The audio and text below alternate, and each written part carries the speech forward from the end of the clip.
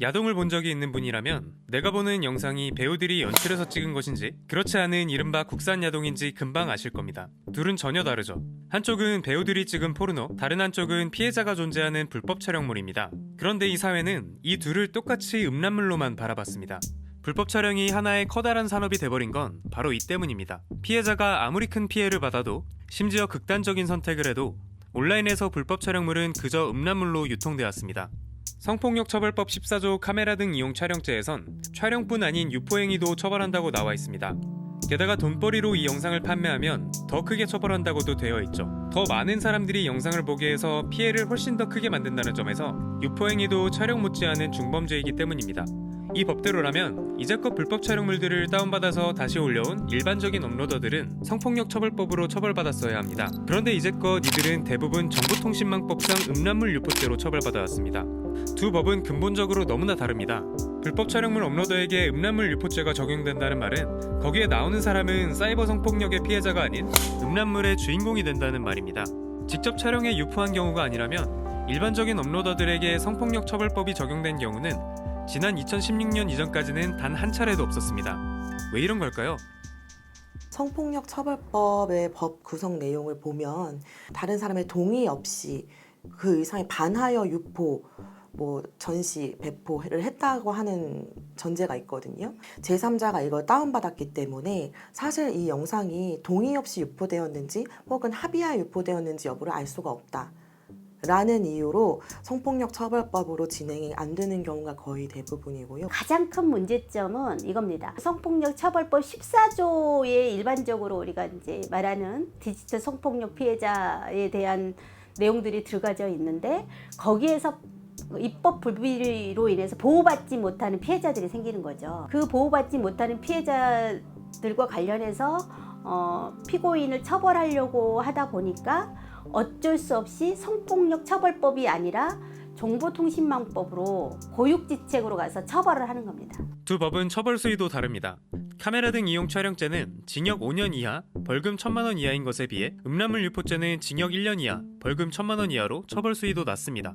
200에서 300 정도의 벌금 형태로 끝나는 경우가 대부분입니다. 그 불법 촬영물의 대상이 됐던 피해자의 피해는 어마어마하게 크지만 그렇게 제3자 쪽으로 넘어갔을 때 제유포자에 대한 처벌은 지금 너무 경미한 거죠. 업로더들이 이런 약한 처벌을 받기 때문에 여기에 영향받는 이들이 있습니다. 바로 웹하드 사업자들입니다. 2000년대 초반 등장한 웹하드는 불법 촬영물 시장이 현재처럼 커지는 데 결정적인 역할을 했습니다.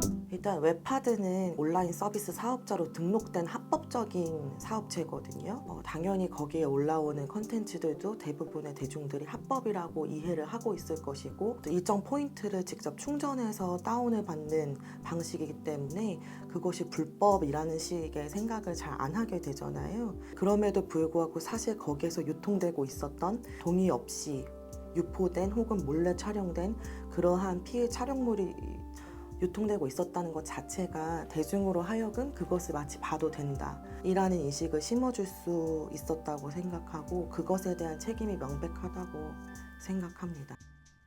웹하드 사업자들은 그동안 검색 제한, 필터링 등의 조치를 충분히 해왔다고 주장합니다. 정부가 대대적인 단속에 나선 최근엔 비교적 적극적인 조치에 나서고 있습니다. 그러나 불과 1년 전만 해도 웹하드에선 엄청나게 많은 불법 촬영물들을 볼 수 있었습니다. 국노, 국산 등의 키워드를 넣었을 때 나온 검색 결과를 전수조사한 자료입니다.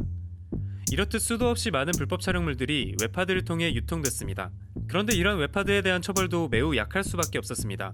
업로더들이 음란물 유포죄로밖에 처벌이 안 됐기 때문입니다. 한 웹하드 업체의 재판 기록입니다.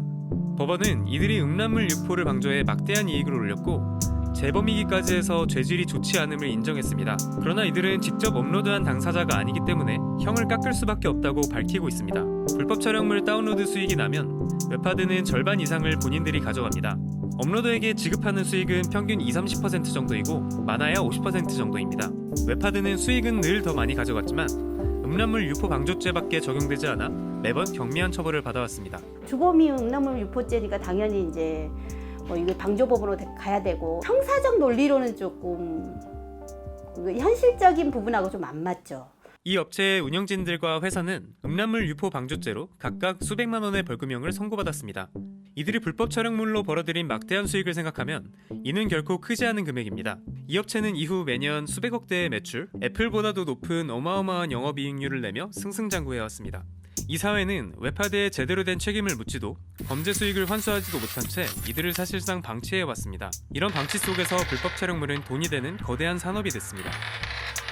카메라 등 이용 촬영죄가 적용되는 것과 음란물 유포죄가 적용되는 것은 피해자 입장에서도 너무나 크게 다릅니다. 성폭력 처벌법상 카메라 등 이용 촬영죄가 적용되면 피해자는 국선 변호사를 제공받고 삭제 지원도 받을 수 있습니다. 반면 음란물 유포죄로는 그런 것들을 전혀 제공받을 수 없습니다. 뿐만 아니라 이 음란물 유포죄로라도 유포자를 처벌하려면 피해자가 스스로 해당 영상이 음란물임을 입증해야 합니다. 음란물이라 함은 성기나 음모나 학문이 나와야 해요. 그 영상 안에 피해 당사자가 나의 성기 부분을 캡처해서 이것이 성기가 드러났기 때문에 음란물입니다 라는 걸 증빙해야 된다는 그런 과정들, 처벌 수위부터 피해자가 느끼는 수 있는 감정이나 혹은 누릴 수 있는 권리, 이런 모든 것들이 다 차이가 있기 때문에 당연히 사건은 성폭력 범죄로 진행이 되는 게 마땅하다고 저희는 생각을 하고 있습니다. 피해자를 보호하지 못하는 성폭력 처벌법 14조는 개정되어야 합니다. 그리고 유포자들과 유포 방조자들에 대해서도 보다 확실한 책임을 물어야 합니다. 또 한 가지 중요한 게 있습니다.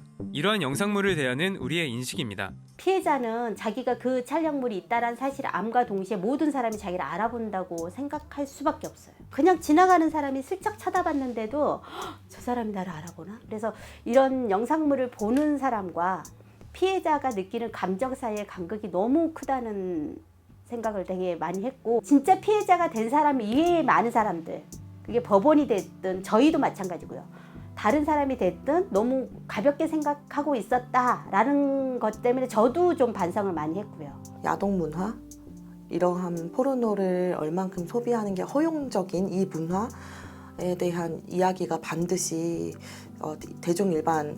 일반 대중에게 다 제고가 되어야 할 문제인 거고, 지금은 어떻게 보면 그러한 과도기가 아닐까. 이제야 사람들이 감각적으로 그러한 영상을 보면 안 돼, 이것이 범죄 영상이야 라는 말을 하기 시작했고, 많은 이들의 오랜 노력으로 이제야 이런 것들이 야동이나 음란물이 아니라는 이야기가 조금씩 들려오기 시작했습니다. 이런 이야기가 너무 늦어버린 탓에 우리는 이미 오래전부터 몰카랜드에 살게 된 걸지도 모릅니다. 많이 늦었지만 바로잡지 않을 수 없습니다. 너무나 많은 사람들이 지금도 고통받고 있습니다. 지금부터라도 우리는 더 많이 이야기해야 합니다. 이것들은 음란물이 아닙니다.